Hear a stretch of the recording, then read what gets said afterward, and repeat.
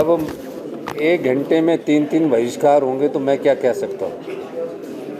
और वो इस बात का प्रतीक है कि विपक्ष पूरी तरह से कंफ्यूज्ड है, परेशान है। और परेशानी की वजह महज विपक्ष के नेता नहीं है।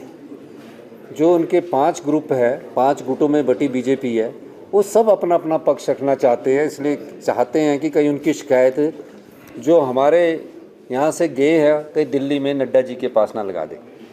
इसलिए वो अपना पक्ष रखते हैं और बड़ी ज़ोर ज़ोर से बोलते हैं। मैं ये कहना चाहूँगा, आज पूर्व उद्योग मंत्री ने एक सवाल पूछा था जिसका उद्योग मंत्री जी ने बड़ा अच्छा जवाब दिया। उसके सप्लीमेंट्री में राम कुमार जी ने एक जवाब दिया। क्योंकि मैं इन सब चीज़ों की इन्वेस्टिगेशन कर रहा था तो मुझे पता था। अब उन्होंने पूछा कि कितने इंडस्ट्री लगे, कितना इंडस्ट्री। 2021 में जो भारतीय जनता पार्टी के समय इंडस्ट्री लगनी शुरू हुई 2021 में, वो मैं आपको बताना चाहता हूँ कि 2021 में इन्होंने SMPP एम्यूनेशन प्राइवेट लिमिटेड, 2021 में तो GST लागू हो चुका था। और GST किसे मिलता है? GST उनको मिलता है जहाँ कंज्यूमर ज़्यादा होते हैं, क्योंकि GST जो है कंज्यूमर बेस्ड है। तो हिमाचल प्रदेश तो कभी भी कंज्यूमर बेस्ड नहीं हो सकेगा क्योंकि यहाँ की जनसंख्या 75 लाख है। तो जो प्रदेश में GST आना था वो बहुत कम आता है। इसलिए भारत सरकार ने GST कंपनसेशन हर महीने साल का 3200 करोड़ रुपए दिया। क्यों दिया? क्योंकि जो उद्योग लगे हैं उससे GST नहीं आएगा, क्योंकि उससे पहले हमें एक्साइज और वैट के रूप में तकरीबन 3 से 4 हज़ार करोड़ रुपए आता था। उन्होंने GST लगने के बाद किस प्रकार से भ्रष्टाचार किया। पूर्व उद्योग मंत्री कल बहुत बोल रहे थे। आज हमने उनसे पूछा, बताइए किस प्रकार भ्रष्टाचार किया, वो बताना चाहता हूँ। उसको नियमों का रूप देना चाहा। नियमों के रूप के तहत SMPP ammunition private limited, land कितनी है? 800 एकड़। 1 एकड़ में 5 बीघे होते हैं। 1 एकड़ में 5 बीघे, 5000 बीघा जगह दे दी इन्होंने 1 रुपये स्क्वायर मीटर के हिसाब से। और क्या कहा कि हम 1 रुपये स्क्वायर मीटर के हिसाब से आपको जगह देते हैं। क्यों देते हैं? और जो 8,000 करनाल, 8,000 करनाल जगह जो है, 8,000 करनाल का मतलब 4,000 बीघा 1 रुपये में दिया। कितने में पड़ा? सिर्फ 55-56 लाख की रजिस्ट्री हुई। 4,000, जहाँ हम एक नया शहर बसा सकते। पूरा जो शिमला है यही 4,000 बीघे में नहीं बसा हुआ है। तो इन्होंने दे दी 1 रुपये स्क्वायर मीटर में। और उसको क्या कहा कि आप 100% आपकी स्टैंप ड्यूटी, यानी कि जो उससे रेवेन्यू आना है उसको माफ़ कर दिया। 100% माफ़ कर दिया, मतलब 4,000 बीघा का जो रेवेन्यू आना था उसको 100% माफ़ कर दिया। उसके अलावा क्या कहा?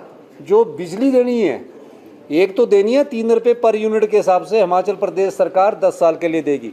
उसके बाद जो ड्यूटी लगती है 50% जो हम ड्यूटी लगाते हैं इलेक्ट्रिसिटी एक्ट के तहत, इलेक्ट्रिसिटी ड्यूटी लगती है, उसको भी इन्होंने माफ़ कर दिया। फिर कहा कि पानी भी आप देंगे, इंफ्रास्ट्रक्चर भी आप देंगे।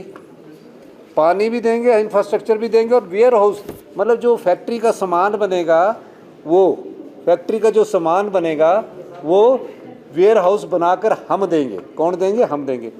आप बताओ, ये क्या भ्रष्टाचार नहीं है? ये निस्संदेह भ्रष्टाचार किया गया है नियमों को आगे रखकर। और जो गोलमाल हुआ है, इतने का घोटाला हुआ है, उसके बारे में मैं आने वाले समय में और खुलासा करूंगा। मैं एक और चीज़ बताना चाहता हूँ, यही नहीं है रुका यहाँ। उसके बाद आई किनविन प्राइवेट लिमिटेड, इसको भी 300 बीघा ₹1 स्क्वायर मीटर के हिसाब से दे दी। कहा कि आपकी रजिस्ट्री की कोई फीस नहीं लगेगी, आपके नाम पर इंतकाल हो जाएगा। ये 100% स्टैंप ड्यूटी का मतलब है कि पूरी तरह से आपकी कोई, जैसे आप फ्लैट खरीदने जाते हैं ना, आपकी रजिस्ट्रेशन फीस लगती है 8%, इनको कोई फीस नहीं लगेगी, मुफ्त में मिल गया। और स्टैंप ड्यूटी भी मिल गई 3 रुपये यूनिट के हिसाब से, इनको भी जगह मिल गई। क्या कहा गया कि हम उद्योग लगाना चाहते हैं, वैसे उद्योग जिससे 1% GST नहीं आ रहा है। फिर आया इंडो फार्म, इसको भी इन्होंने 30 एकड़ जगह दे दी 1 रुपये के हिसाब से, सेम नियमों में। और मैं आपको बताना चाहता हूँ, सरकार ने इसको बड़ी गंभीरता से लिया। सरकार हर पहलू की जांच कर रही है।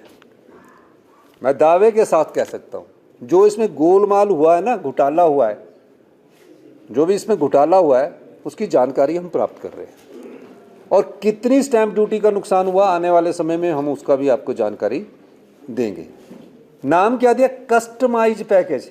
ऐसा होता है जिस प्रदेश की संपदा को लुटा दिया जाए, जिस प्रदेश में कानून के आड़ में भ्रष्टाचार किया जाए, ये पिछले समय 2021-22 में पूर्व उद्योग मंत्री जी ने द्वारा प्रोजेक्ट लाए गए थे।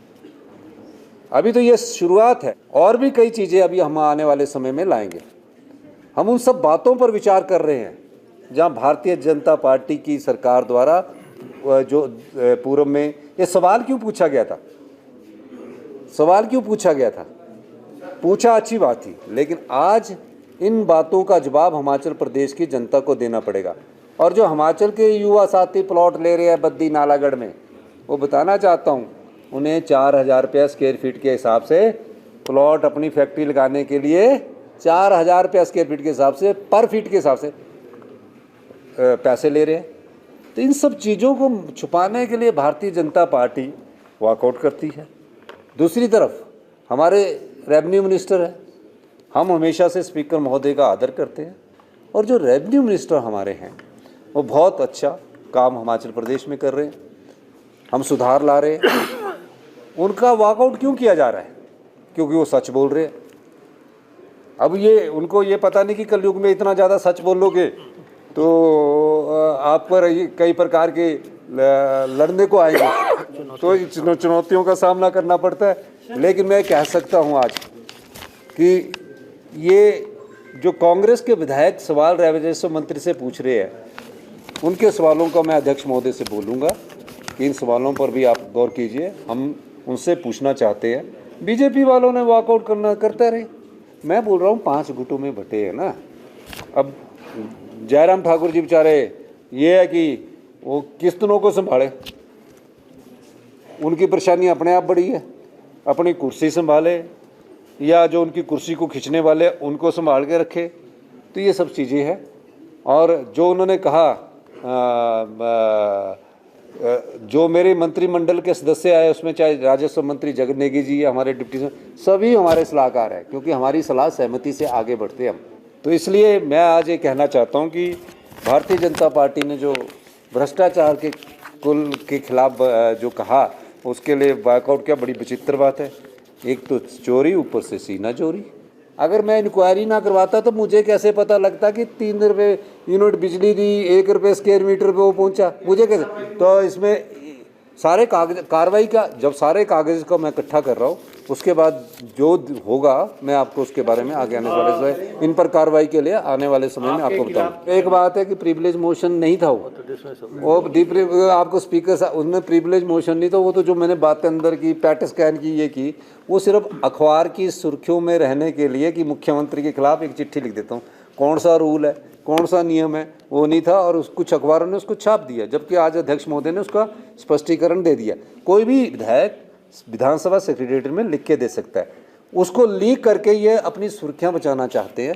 ये मैं कहना चाहता हूँ। कल शाम से बहुत तेज़ बारिश हो रही है, कुल्लू मनाली में बहुत अधिक नुकसान हुआ है, कांगड़ा जिला में बहुत अधिक नुकसान हो रहा है, ऊना जिला में बहुत अधिक नुकसान हो रहा है।